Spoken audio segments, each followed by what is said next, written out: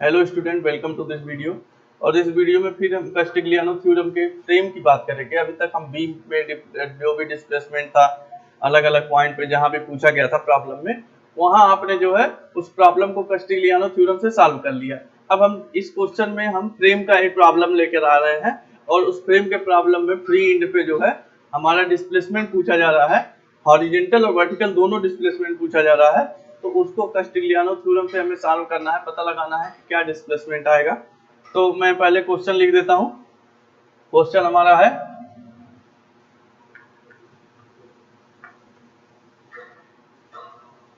Determine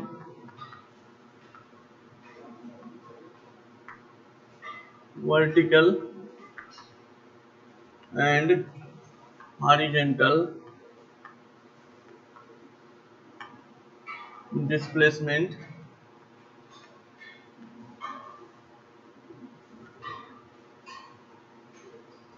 in scene eight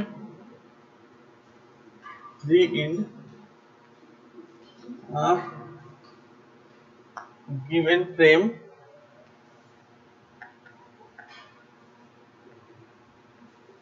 as shown in figure. Use Castigliano method.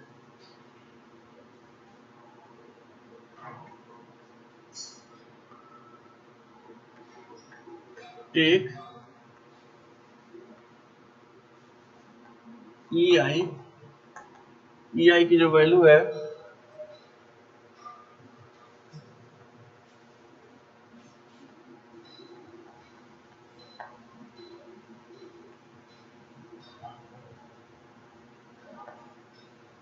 EI की जो value हमारी rigidity EI वो है 12 इंटू 10 पर power 13 Newton mm²। Newton mm² इसका ध्यान रखिएगा, ठीक है।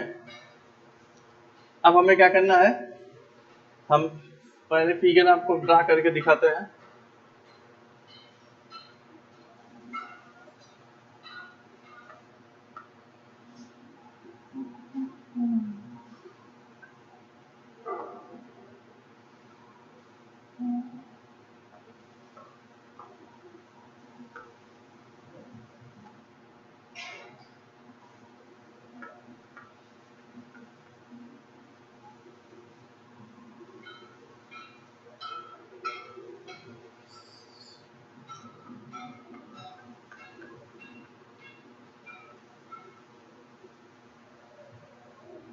ये आपका फ्रेम है ABCD। AB की जो लेंथ है वो है 4 मीटर और बी एंड पे एक हॉरिजॉन्टल लोड लग रहा है 50 किलो न्यूटन का, ठीक है, लेफ्ट टू राइट। उसके बाद BC की जो लेंथ है वो 4 मीटर है और जो है हमारा BC पोर्शन में जो हमारा लोड लग रहा है वो यूडीएल लग रहा है 30 किलो न्यूटन पर मीटर पे यूडीएल है। और CD पोर्शन पे कोई लोड नहीं लग रहा है। और आपसे पूछा जा रहा है कि determine vertical and horizontal displacement at free end of given frame. तो free end of given frame में फ्री इंड में यहाँ लिख दे रहा हूँ कि फ्री इंड कौन सा है। फ्री इंड आपका डी फ्री इंड डी पर ही आपको निकालना है। तो चूंकि आपके पास डी पे कोई लोड नहीं दिया हुआ है तो आपको क्या करना क्या है, सिंपली आपको अगर वर्टिकल डिस्प्लेसमेंट पूछा है तो वर्टिकल एक लोड इसमें डमी लोड अप्लाई करना है, जो कि था ही नहीं। हम एक एज्यूम कर रहे हैं कि एक डमी लोड था, बाद में उसको हम रिमूव कर देंगे।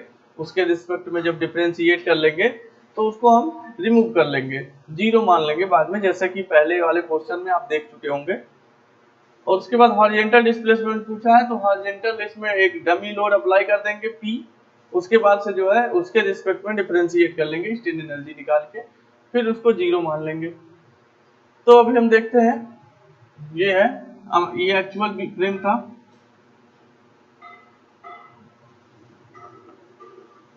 ये आपका मानिए कि वर्टिकल हमने लोड अप्लाई कर दिया P अप्लाई कर दिया वर्टिकल लोड, ठीक है, यहाँ पे D पर।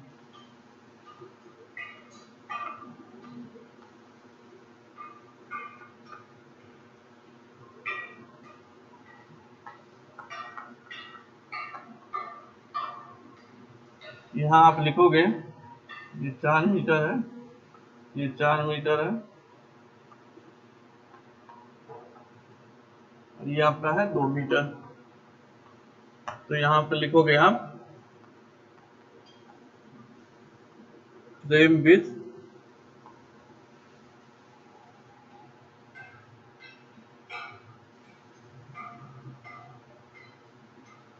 Dummy vertical load at D. D पे डमी वर्टिकल लोड जो है ये वाला फ्रेम है, और हॉरिजॉन्टल के लिए मैं दिखा दे रहा हूं।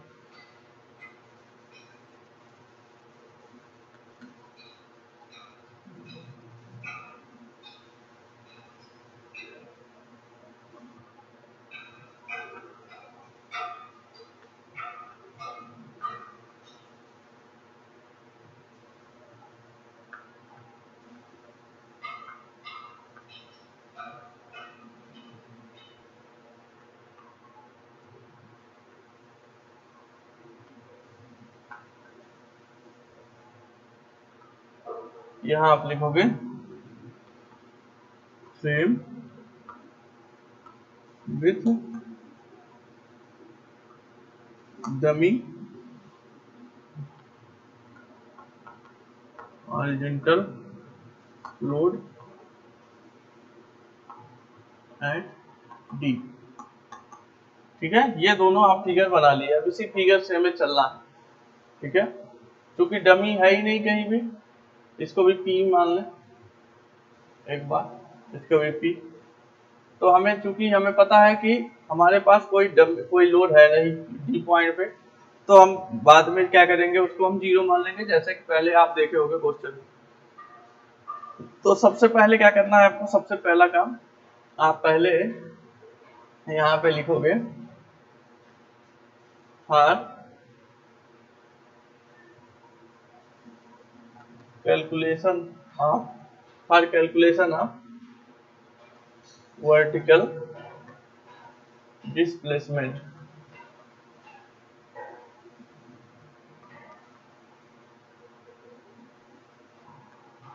Calculation of vertical displacement. Vertical displacement के कैलकुलेशन के लिए आपको क्या करना होगा, वर्टिकल वाला जो लोड लगाया हुआ डमी लोड, उसको आप अभी कंसीडर करोगे। तो उसके लिए मैं फिगर बना दे रहा हूँ, वो बना दे रहा हूँ टेबल, जैसे टेबल बनाते हो, फिर उसकी स्ट्रेन एनर्जी आपको निकालनी है। तो टेबल में आपको जो है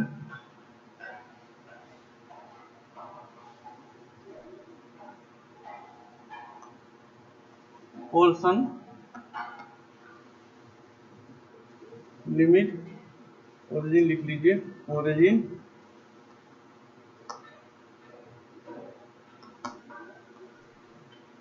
लिमिट और एम।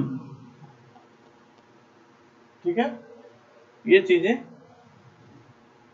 बाद में ई आई मैं नहीं लिखता हूँ, ई आई बाद में हम कंसीडर कर लेंगे, ई आई की वैल्यू बाद में इसको चेंज कर लेंगे, इसके जो भी रिलेवेंट जो वो होंगे रिस्पेक्टिव, इसके जो भी एम का आएगा हमारा यूनिट, वही यूनिट इसको हम चेंज कर लेंगे। तो सबसे पहले पोर्शन कौन सा लेते हैं, पोर्शन हम इधर से लेते चलते हैं।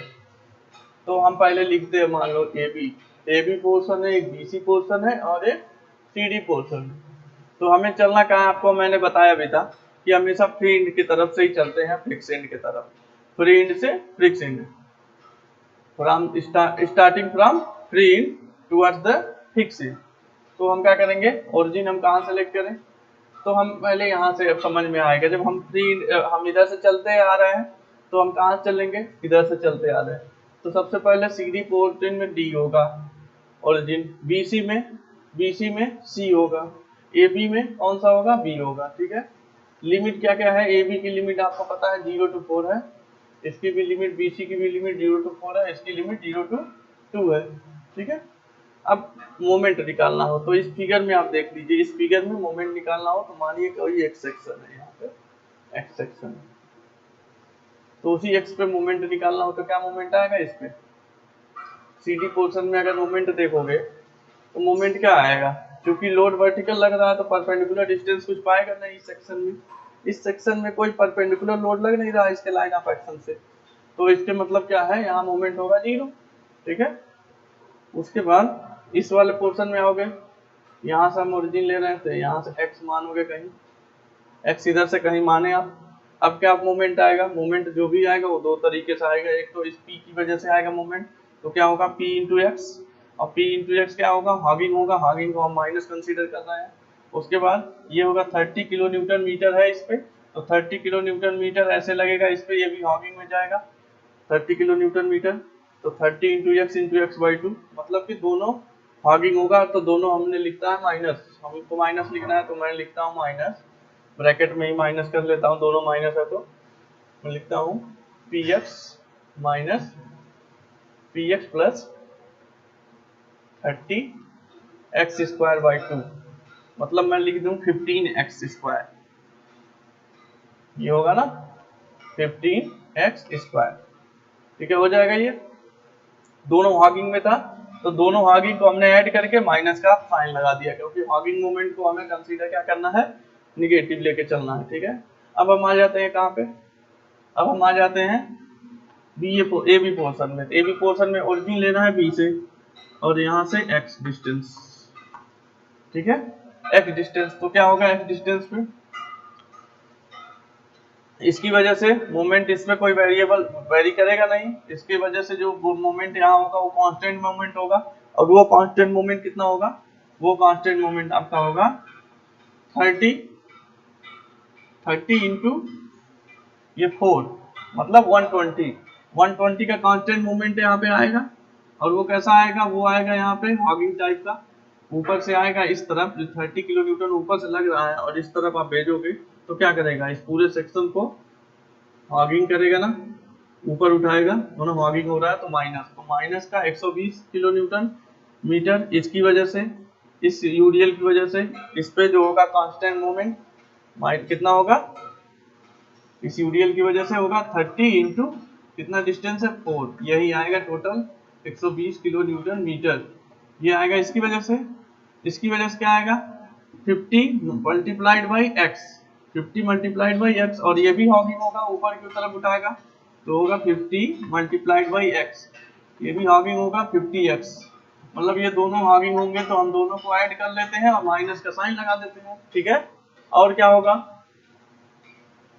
P P की वजह से क्या होगा, P की वजह से जो होगा, P का मोमेंट जो होगा वो यहाँ पे कांस्टेंट मोमेंट होगा कितना, P इंटू 4P होगा ना, ये टोटल डिस्टेंस है 4 और यहाँ P लग रहा है तो 4P टोटल मोमेंट होगा, और इसका भी होगा, ये भी हॉगिंग होगा, तो ये भी आपका 4P, मतलब हम तीनों को ऐड कर लेते हैं, कौन कौन सा, मैं यहाँ लिखता हूँ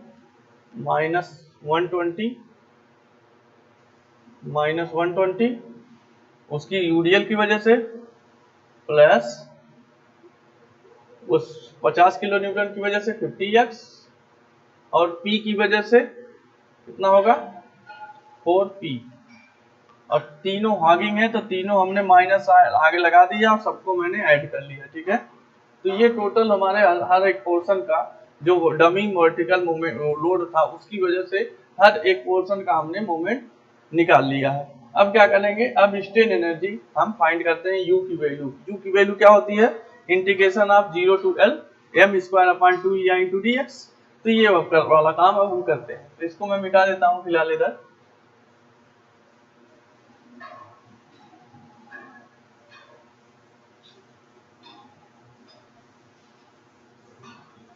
भी इसको मिटा देते हैं, फिर से बना देंगे। ठीक है,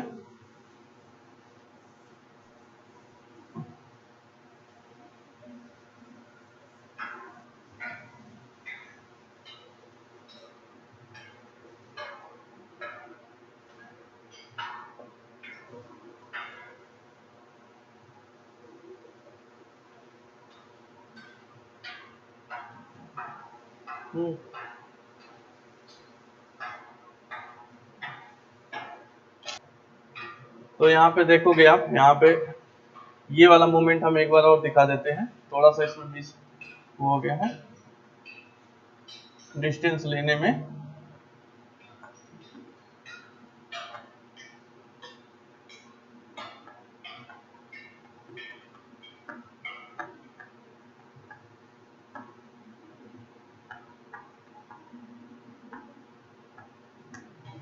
यहाँ पे जो टोटल मोमेंट इस वाले पोर्शन में जब मोमेंट निकालेंगे बी और ए बी वाले पोर्शन में, ए बी वाले पोर्शन में जब मोमेंट हम निकालने जा रहे हैं इस पी की वजह से, वर्टिकल पी की वजह से, तो जो मोमेंट होगा इस ए बी पोर्शन पे, इस ए बी पोर्शन के जो भी परपेंडिकुलर वाले पार्ट होंगे, परपेंडिकुलर पार्ट होंगे वो वेरिएबल मोमेंट देंगे इसमें, और जो परपेंडिकुलर लोड इस पे एक्ट कर पाएगा वो वेरिएबल इसमें मोमेंट देगा एक्स के टर्म में, और जो इसके पैरेलल जो वो होगा, लाइन ऑफ एक्शन होगा जिस भी लोड का, वो इस पे कांस्टेंट मोमेंट देगा। तो इसके पैरेलल कौन कौन सा लोड है, अगर देखोगे कि इस मेंबर के पैरेलल ये वाला लोड है, इस मेंबर के पैरेलल, तो जब पैरेलल होगा तो कांस्टेंट मोमेंट देगा। तो कांस्टेंट मोमेंट कितना देगा, P इंटू 4। और P इंटू 4 जो है वो आपका कैसे जाएगा, इधर से जो जाएगा तो ये इसको हॉगिंग करने की कोशिश करेगा, हॉगिंग, तो ये माइनस, तो माइनस का हो गया 4P।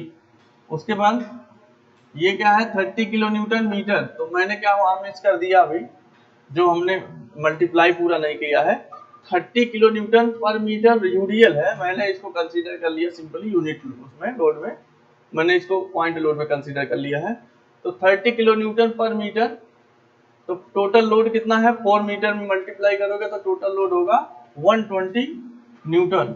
यहाँ पे इसकी वजह से जो टोटल ये जो लोड काम कर रहा है ये ऊपर से आ रहा है नीचे की तरफ, इसके मतलब ये जो मेंबर के पैरेलल ये भी है, इसके मतलब ये भी कांस्टेंट मोमेंट देगा इसमें। तो कितना देगा, ये देगा टोटल लोड इसका इतना है, और मोमेंट कहाँ लगेगा, यूडीएल का मोमेंट का वो क्या होता है एक्स बार, मतलब कि सीजी कहाँ होता है, वो होता है 2 मीटर पे होगा ना, 2 मीटर पे एक्ट करेगा, टोटल का टोटल कितना 30 गुणे 4, 2 मीटर पे एक्ट करेगा, तो 2 मीटर की दूरी कितनी होगी यहाँ से, ये होगी 240 किलो न्यूटन मीटर। और ये भी जो है माइनस का होगा ना, क्योंकि ये भी देखिए हॉगिंग यहाँ पे इसको ऊपर उठाने की कोशिश करेगा, तो हमने लिखा माइनस, ये दो चीजें हो गई।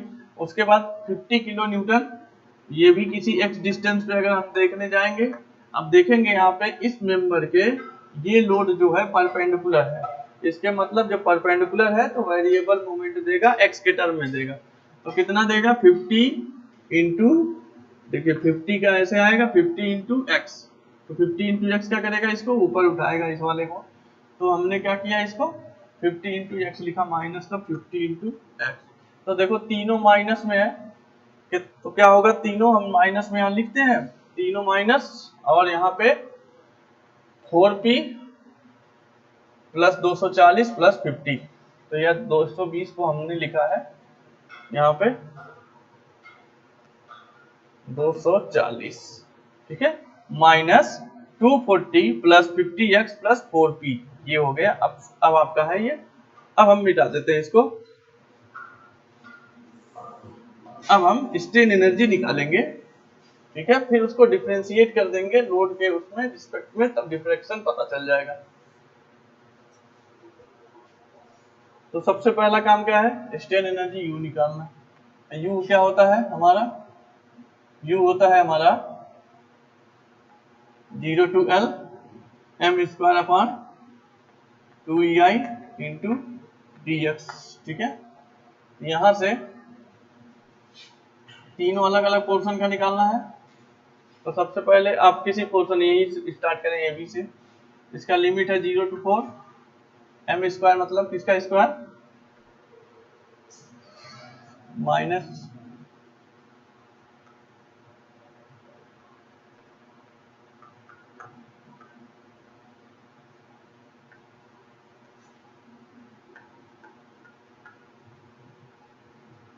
प्लस, इसके लिए बीसी पोर्शन में लिमिट है 0 टू 4, स्क्वायर करना है इस m का, मतलब minus px plus 15x square का square by 2x 2EI into dx, इसका क्या होगा, इसका होगा 0, तो मैं यही लिख देता हूँ 0, ठीक है, ये तो 0 हो गया, टोटल 0। अब इन्हीं का हमें करना है इंटीग्रेशन।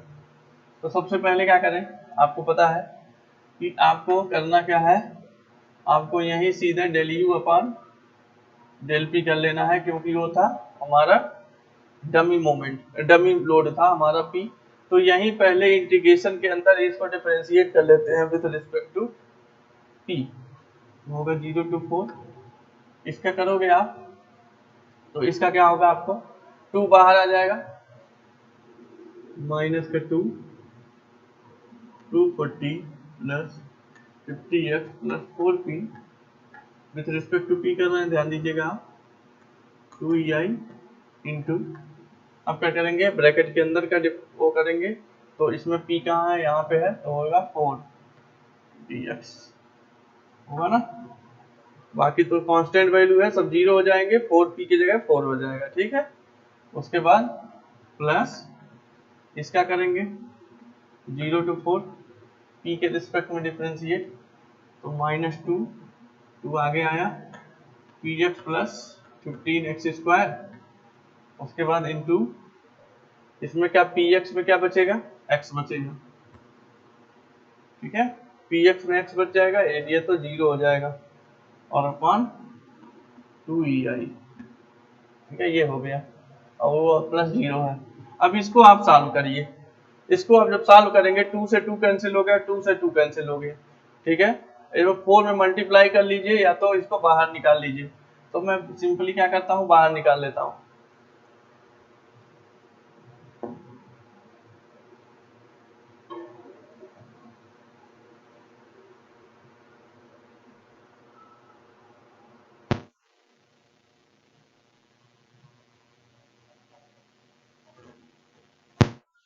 तो यहाँ पे आप देखोगे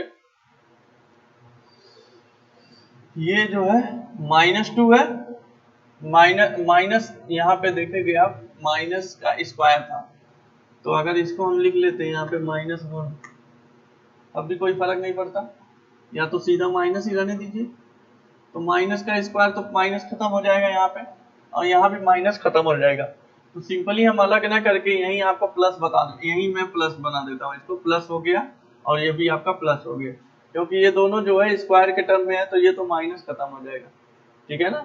माइनस का मतलब क्या हुआ यहाँ पे कि ये समझो कि -1 का मल्टीप्लाई है, और सबका स्क्वायर करना है, आपको सबका स्क्वायर करना है, तो -1 का भी स्क्वायर करोगे तो क्या हो जाएगा, प्लस हो जाएगा, ठीक है। तो ये मैंने सीधा माइनस लिखा यहाँ पे आप प्लस लगा लिए, ठीक है। अब क्या होगा, अब यहाँ पे आप लिखिए since P is dummy load और इक्वल टू कितना है, 0,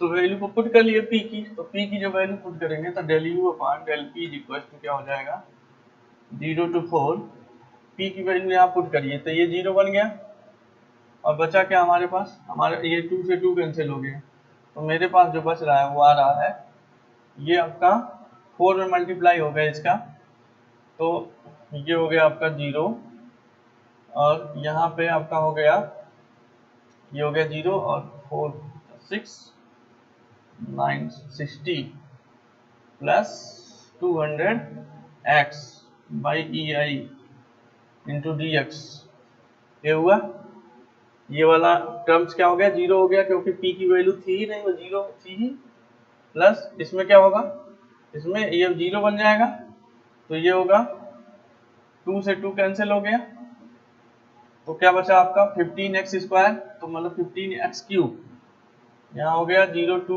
4 15x cube by EI into DX, 2 से 2 कैंसिल हमने कर दिया, ठीक है। इसको हम आपको सिंपली क्या करना है, इंटीग्रेट कर लेना है, ठीक है, x के रिस्पेक्ट में इंटीग्रेट कर लेना है, तो मैं यहाँ पे इंटीग्रेट करता हूँ इसको, तो अलग अलग आप लिख दो 960 अपॉन EI इंटू DX, तो 960 का क्या होगा इंटीग्रेशन, 960x हो जाएगा, यहाँ लिख देता हूँ 960 1 अपॉन EI, 1 अपॉन EI बाहर हमने रख लिया, इसमें से 960x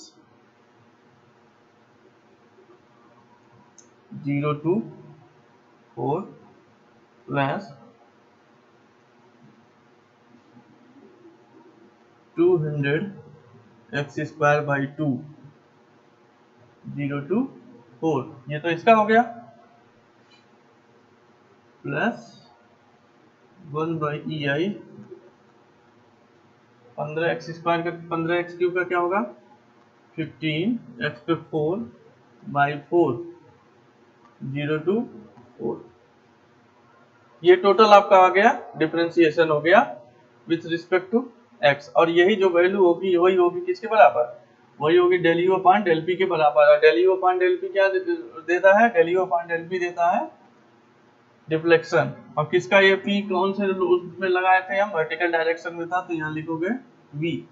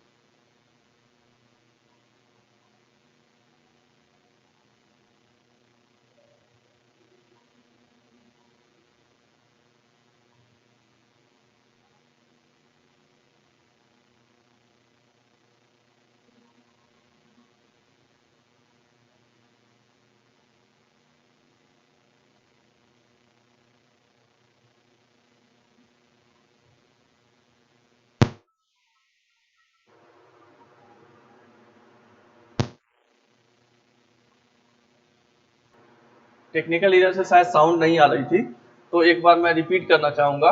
जो भी चीज़ें आपने अभी देखी थी शायद साउंड नहीं आ रही होगी, तो शायद क्लियर नहीं होगा पूरी चीज़ें। तो एक बार मैं ब्रीफ में फिर से रिपीट कर दे रहा हूँ, जहाँ से साउंड नहीं आ रही थी वहाँ से मैं कोशिश करूँगा। तो अभी क्या करें, अभी हमको लगता है कि आपको वहाँ तक तो साउंड आपको सुनाई दे रही होगी कि जहाँ तक आपने वर्टिकल डिस्प्लेसमेंट आपने निकाला था पूरी वैल्यू। अब जब हॉरिजॉन्टल डिस्प्लेसमेंट की बात किए थे, तो फिर से मैं एक बार देख ले, यहाँ पे लिख देता हूँ हॉरिजॉन्टल डिस्प्लेसमेंट। तो हॉरिजॉन्टल डिस्प्लेसमेंट जो है आपका, हॉरिजॉन्टल डिस्प्लेसमेंट के लिए आपने क्यू यहाँ अप्लाई किया, चाहते तो आप पी भी लगा देते, ठीक है, पी करते, लेकिन मैंने क्यू लगा दिया यहाँ पे। ये था ए, ये था बी, ये था सी, ये था डी, 2 मीटर, 4 मीटर और ये 4 मीटर, और ये 30 किलो न्यूटन का पर मीटर का यूडीएल, ठीक है। अब यहाँ पे आप देखोगे 50 किलो न्यूटन का ये भी है। तो आपको क्या करना है, आपको टेबल मैं एक बार और बना देता हूँ यहाँ पे, वैसे टेबल यहीं पे मैं बना देता हूँ, एक बार फिर से आप देख लीजिए सारी चीजें। Portion, origin, limit end moment, ठीक है। पोर्शन ए बी और बी सी और सी डी, ठीक है। उसके बाद ओरिजिन इसके क्या थे, ओरिजिन इसके थे बी, इसके थे सी, इसका था डी, लिमिट इसका 0 to 4, इसका भी 0 to 4, इसको भी 0 to 2। अब मोमेंट जब आएंगे तो हम क्या करते हैं, पहले सी डी से आपको लेके चलते हैं, इधर से आपको फ्री एंड से फिक्स एंड की तरफ आना होता है। तो आपको पता है कि किसी भी मेंबर में जो मोमेंट आता है, अगर उस मेंबर के उस लोड के अगर पैरेलल है तो कांस्टेंट मोमेंट, और परपेंडिकुलर है तो वेरिएबल मोमेंट। तो कोई भी अगर एक सेक्शन पे लेते हैं इस डायरेक्शन में, तो क्या होगा, Q into x, Q into x. तो Q इंटू एक्स क्या होगा, वो होगा इसको हॉगिंग मोमेंट आएगा ना, इसे ऊपर उठाएगा इसको इधर, तो इसके मतलब हॉगिंग को हमने क्या लिखना है, माइनस का क्यू एक्स। अब उसी तरह BC पोर्शन में देख लेते हैं। तो BC पोर्शन में कोई x डिस्टेंस कहाँ से लेंगे, C से x डिस्टेंस ले लिए, अब देखते हैं कि मोमेंट क्या आएगा। तो मोमेंट आएगा दो लोड की वजह से, कौन कौन से, 30 किलो न्यूटन का यूडीएल जो लग रहा है इस x डिस्टेंस तक, और जो भी ये Q लोड लग रहा था, Q हॉरिजॉन्टल लोड जब लग रहा है। तो जो हॉरिजॉन्टल Q लोड लग रहा है, ये देखोगे इस मेंबर के क्या है, पैरेलल है। तो पैरेलल लोडिंग कांस्टेंट मोमेंट देता है, ये मैं बताया हूँ। तो Q इंटू क्या होगा, कांस्टेंट लोडिंग Q इंटू यहाँ से यहाँ तक का टोटल डिस्टेंस, तो Q इंटू 2, तो 2Q हो जाएगा, और मोमेंट होगा वो माइनस का होगा, क्योंकि वो हॉगिंग मोमेंट देगा, यहाँ पे भी हॉगिंग मोमेंट देगा 2Q। तो माइनस का 2Q आ गया ये इसका मोमेंट, और ये मोमेंट जो होगा, ये मोमेंट 30 किलो न्यूटन का इस एक्स तक, वो कितना होगा, वो होगा 30 इंटू एक्स बाई 2, ठीक है। ये भी हॉगिंग आएगा, इधर इधर से इधर आएगा, तो हॉगिंग ऊपर की तरफ उठेगा, हॉगिंग, ये भी माइनस हो गया 15x स्क्वायर, ठीक है ना, 15x स्क्वायर माइनस का, ये दो हो गए। तो मैंने लिखा यहाँ पे माइनस का 2Q प्लस 15x स्क्वायर, ठीक है। अब आते हैं आप आते हैं किसी पोर्शन में ए बी मेंबर के, x जो है डिस्टेंस b से x डिस्टेंस पे, तो उस पे जो मोमेंट आएगा वो किसकी वजह से आएगा, उस पे जो मोमेंट आएगा वो moment due to Q, moment due to 30 kilo newton पर metre UDL acting at span BC, and moment of 50 kilo newton point load acting at B। तीन लोड की वजह से मोमेंट आएगा किसी भी एक्स सेक्शन पे जो AB पे है कोई एक्स पोर्शन। तो मोमेंट कितना कितना आएगा, पहले चेक कर लेते हैं कि किसकी वजह से कांस्टेंट आएगा, किसकी वजह से वेरिएबल आएगा। तो देखोगे Q जो लोड लग रहा है, तो Q जो है इस मेंबर के परपेंडिकुलर है, मतलब कि Q की वजह से जो है क्या आएगा, इस पे वेरिएबल लोडिंग आएगा, वेरिएबल मोमेंट आएगा। तो वेरिएबल मोमेंट कितना आएगा, Q into distance of this line of action to this X portion. तो इस लाइन ऑफ एक्शन से एक्स पोर्शन की डिस्टेंस कितनी है, टोटल ये 2 मीटर है, और ये है x, तो 2 में से x घटा दें तो ये बचेगा कितना, 2 माइनस एक्स। तो Q इंटू यहाँ पे जब मोमेंट आए मिटा देता हूँ इधर, इस पे जब लेते हैं तो Q की वजह से आएगा Q into two minus x, और ये हॉगिंग, ये डायरेक्ट हॉगिंग मोमेंट देगा इसमें, हॉगिंग उठेगा ऊपर की तरफ इसकी वजह से, तो माइनस क्या हो गया ये, माइनस का Q into two minus x, ये तो Q की वजह से मोमेंट हो गया किसी भी एक्स पोर्शन पे।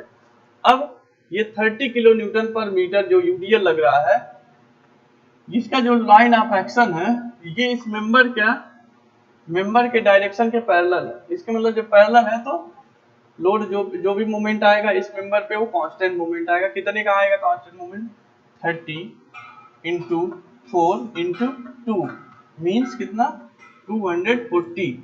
और वो कैसा आएगा, वो आएगा हॉगिंग मतलब माइनस, ये माइनस हो गया, दो चीजें हो गई। अब एक मोमेंट 50 किलो न्यूटन का किसी एक डिस्टेंस पे कितना होगा, 50 इंटू एक्स, वो भी हॉगिंग आएगा तो वो भी आ गया आपका माइनस का 50 इंटू एक्स। अब देखोगे तीनों माइनस है तो हमने क्या लिखा, हमने यहाँ एक माइनस लगाया साइन और सब ब्रैकेट में लिखा Q to minus X plus तीनों जोड़ लो 50x प्लस 240 अब ब्रैकेट बंद कर दें, ठीक है, तीनों में प्लस लगा माइनस ऊपर रख दिया, ये टेबल बन गया।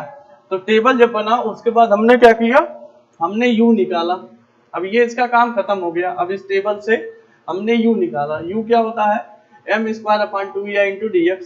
तो m स्क्वायर मतलब सबसे पहले ab पोर्शन के लिए 0 to 4 m की वैल्यू है माइनस, देखो माइनस मोमेंट के अंदर ही माइनस है तो माइनस ब्रैकेट के अंदर आनी चाहिए, तो हमने एक ब्रैकेट लगाया उसका स्क्वायर किया, पूरे ब्रैकेट का स्क्वायर करना है माइनस के साथ, तो माइनस के साथ इसका स्क्वायर किया, ए बी का जो मोमेंट था यहीं पे वो भी लिखा है मैंने, देख लीजिएगा वहां पे। उसके बाद बी सी का हमने स्क्वायर किया जो मोमेंट आया था, उसके बाद हमने स्क्वायर किया किसका, तो हमने स्क्वायर किया सी डी पोर्शन का। तीनों स्क्वायर जब करोगे तो माइनस तीनों का कैंसिल हो जाएगा, स्क्वायर होगा, तीनों माइनस कैंसिल हो गया। अब यहाँ पे देखोगे इसको हमने लिखा 2q माइनस 2x, यहाँ लिख दिए, ठीक है। उसके बाद ये वैल्यू, ये तीनों वैल्यू हमने लिख दिया। तो ये जो वैल्यू देगा, अब अगर ये u था, ये u था हमारा, अगर हम जो है इस u को डिफरेंशिएट कर दें with respect to q, load के रिस्पेक्ट में डिफरेंशिएट करने पे क्या आता है, डिफ्लेक्शन आता है। तो लोड के रिस्पेक्ट में हम डिफरेंशिएट करें तो डिफ्लेक्शन मिल जाएगा स्ट्रेन एनर्जी के रिस्पेक्ट में। तो स्ट्रेन एनर्जी को लोड के रिस्पेक्ट में डिफरेंशिएट करना है, तो स्ट्रेन एनर्जी u है, u को हमने q के रिस्पेक्ट में डिफरेंशिएट किया, तो ये क्या मिलेगा हमें, ये मिलेगा deflection at h direction at point d, ठीक है। अब हम क्या करेंगे, इसको इन तीनों को हम डिफरेंशिएट कर देते हैं, ठीक है। तो जब डिफरेंशिएट करने आप जाओगे तो क्या होगा, 0 to 4, ये टोटल अभी ऐसे रहने दो, दो बाहर आए इसके, ये हो गया 2q minus Q x plus 240 plus 50x, ये हुआ, दो बाहर आए। अब इसके अंदर जो जहां जहां q है वहां वहां रखोगे, तो 2q का क्या होगा, 2q का होगा आपका 2q का q हो जाएगा और qx का x हो जाएगा माइनस x, ये हो गया i इंटू डी एक्स।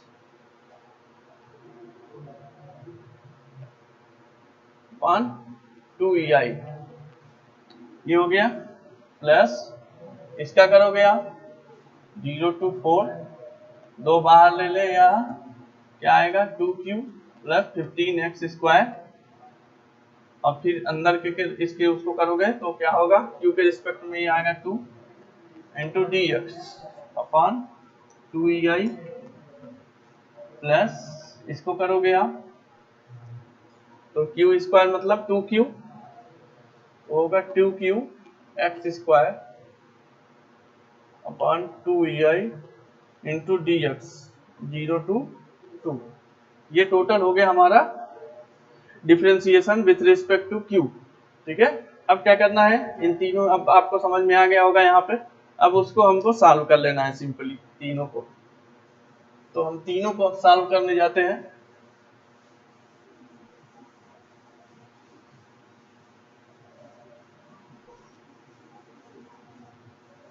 अब हम वैल्यू पुट करेंगे, तो सबसे पहले देखो यहीं पे अब आ गए, यहाँ पे ये जो वैल्यू मिला, अब यहाँ पे मैं लिखता हूँ put q is equal to 0, क्योंकि q की वैल्यू थी ही नहीं, वो तो हमने फिक्टिशियस लिया था, डमी मोमेंट, डमी लोड लिया था, तो q की वैल्यू 0 रखें, तो हमारा होगा del u upon del q is equal to सब इसमें q जहां जहां है 0 रख दो, तो लिखो 0 to 4, 2 से 2 कैंसिल हो गया, ठीक है, इसको आप छोड़ दीजिएगा, 2 से 2 कैंसिल हो गया है।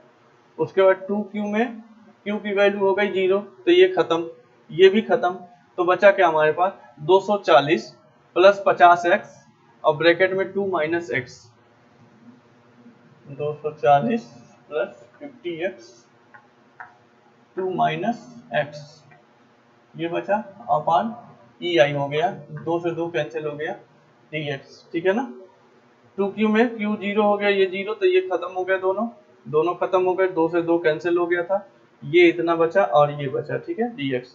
अब इसमें देखना, इसमें 2 से 2 कैंसिल हमने कर लिया है, उसके बाद 2q हमने 0 रख दिया, q की वैल्यू 0 से, तो 15x square, 15x square into 2 मतलब 30x square, 30 square into dx plus मैं लिखता हूँ 0 to 4 30x square upon E I into D x plus, इसमें देखेंगे इसकी वैल्यू सब 0 बन गई, तो सब कुछ हो गया 0, हो गया 0, ठीक है ना, q की वैल्यू 0 रखोगे तो सब कुछ बन जाएगा 0। अब जो है, अब हमको क्या करना है,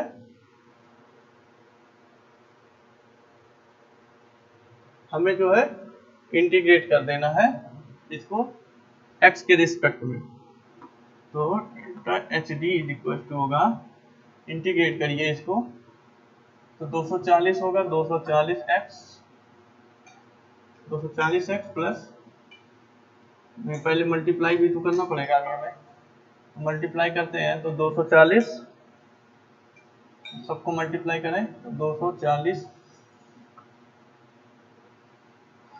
480 plus 40x plus 100x minus 50x square, इसका करना है dx, और 1 अपॉन ई आई मैं बाहर रख लिया, plus 1 upon E I 0 to 4 30x square, तो लिख लेते हैं 30x square into D x plus 0, मतलब 0 छोड़ देंगे फिलहाल, यही है हमारे पास दो ही।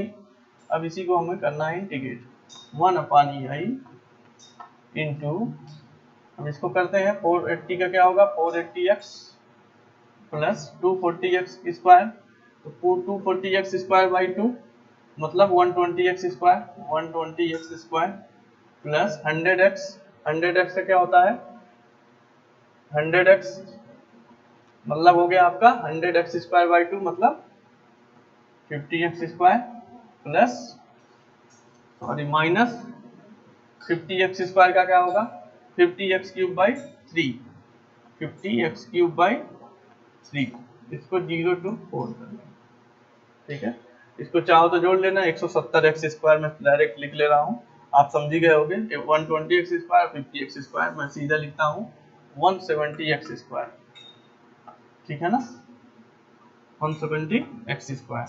अब क्या करना है इसको, अब देखिए यहाँ पे 0 to 4 कर लीजिए, तो 1 बाई ई आई, तो ये आपका आ गया 480 into 4 plus 170 into 4 into 4 minus 50 into 4 का क्यूब बाई 3, ये आ गया आपका, ये जो वैल्यू फाइनल आ रही है हमारी वो आ रही है 373.33 अपॉन ई है,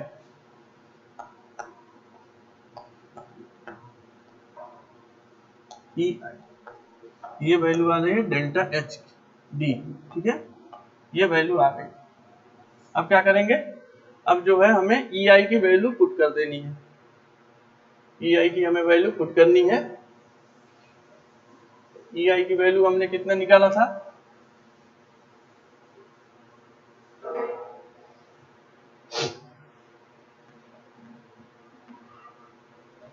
ई आई की वैल्यू हमने जो लिया था 12 into 10⁴ kilo newton metre square. तो डेल्टा जी होगा 373.33 अपॉन 12 इंटू 10⁴ विच गिव्स, जो आंसर आ रहा है वो आ रहा है 0.0031 मीटर, 0.0031 मीटर। ये मीटर में आंसर आ गया, ठीक है। और mm में आप लिखोगे आपका आ गया 3.1 mm। ये आपका आंसर आ गया horizontal deflection at free in. यहाँ पे देख लीजिएगा, मैं इतना करके आपको बताया हूँ ना यहाँ पे। तो इसकी वैल्यू अभी इसके साथ इसको भी आपको इंटीग्रेट करना है ना, तो इसको भी आप इंटीग्रेट कर लीजिएगा यहाँ पे इसको, इस वाले उसको मैं तो करोगे 1/EI इसको, तो 30x² का क्या होगा 30x³/3 मतलब 10x³, 10x³, 0 to 4, ठीक है। तो ये करोगे इसी के साथ कर लो 1/EI 10x³ मतलब 10 × 4 का क्यूब। तो ये जब सॉल्व करोगे तो ये वैल्यू आ जाएगी, ठीक है। ये आंसर सही है, बस मैंने इसको मिस कर दिया था यहाँ पे, इसको भी आप कर लीजिएगा।